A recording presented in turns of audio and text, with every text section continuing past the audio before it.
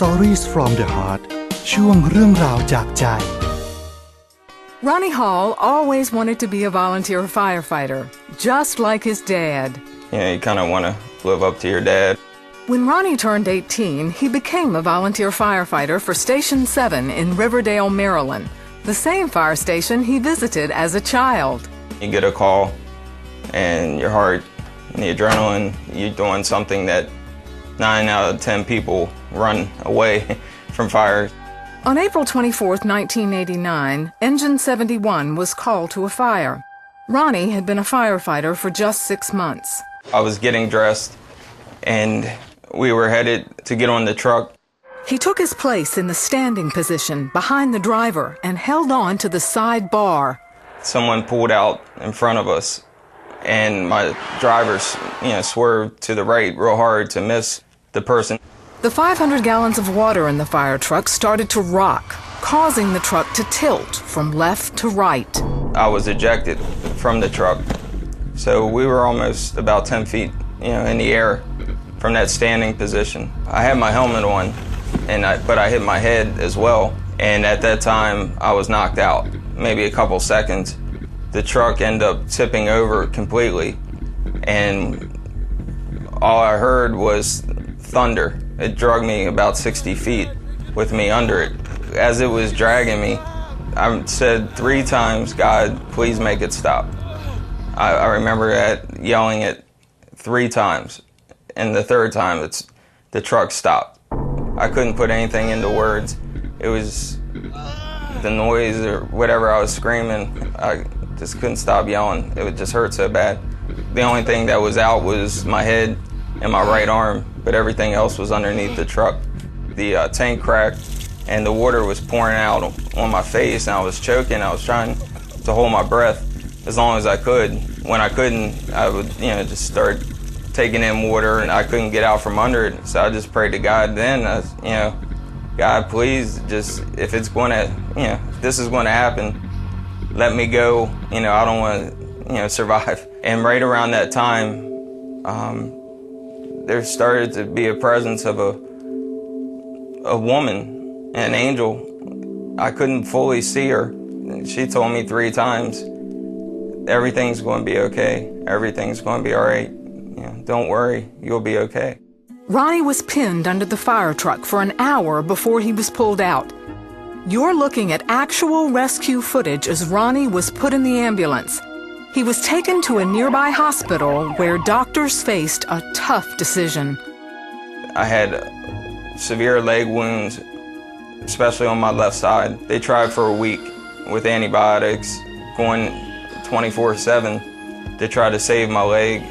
And after about a week, the doctor went, checked me over, and I heard him say, we're going to, have to take his leg. His left leg was amputated just below the knee. Your family leaves and everybody goes home, and you're just sitting in the bed and staring at my injuries. Ronnie was fitted with a prosthetic leg so he could walk again, but he knew his life would never be the same. Not knowing what you can or can't do. You're 18 years old. What you wanted to do since you were 4 is, you pretty much know you can't do it again. You just have all that time to wonder the shoulda, woulda, coulda, why me, what ifs, and they'll kill you. I felt God abandoned me. He saved me. But as far as, hope of what I could do or be, I saw myself not as Ronnie anymore.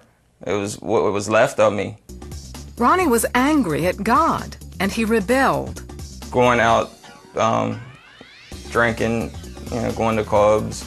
I lived like there was no tomorrow. I didn't care if there was a tomorrow.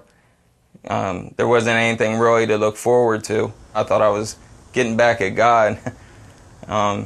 Like anybody, can do that. Deep down inside, he was miserable. I was sick and tired of being sick and tired. I wanted to live, the life that I knew I was supposed to. That was in my heart. And I just got on my hands and knees in my room, repented, asking for God's forgiveness for blaming him for abandoning me. I was the one who abandoned him, and received Christ and I was 23. A few months later, Ronnie was invited to join his old fire station crew on a practice fire. Being able to firefight again with the artificial leg, it just changed my life. I was able to achieve something with a disability, knowing I could still do it, and having that and accomplishing it, things were a lot better. Ronnie wanted to make life easier for other amputees, so he went to school to learn the craft of making prosthetics. He then started a nonprofit foundation called Pieces from Your Heart.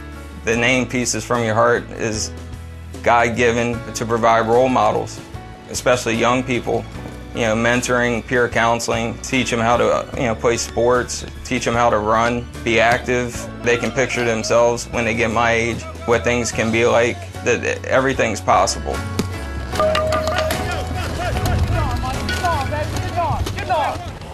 Ronnie took us back to the scene of the accident. Not too many times, either on tape or things that you have that change your life forever.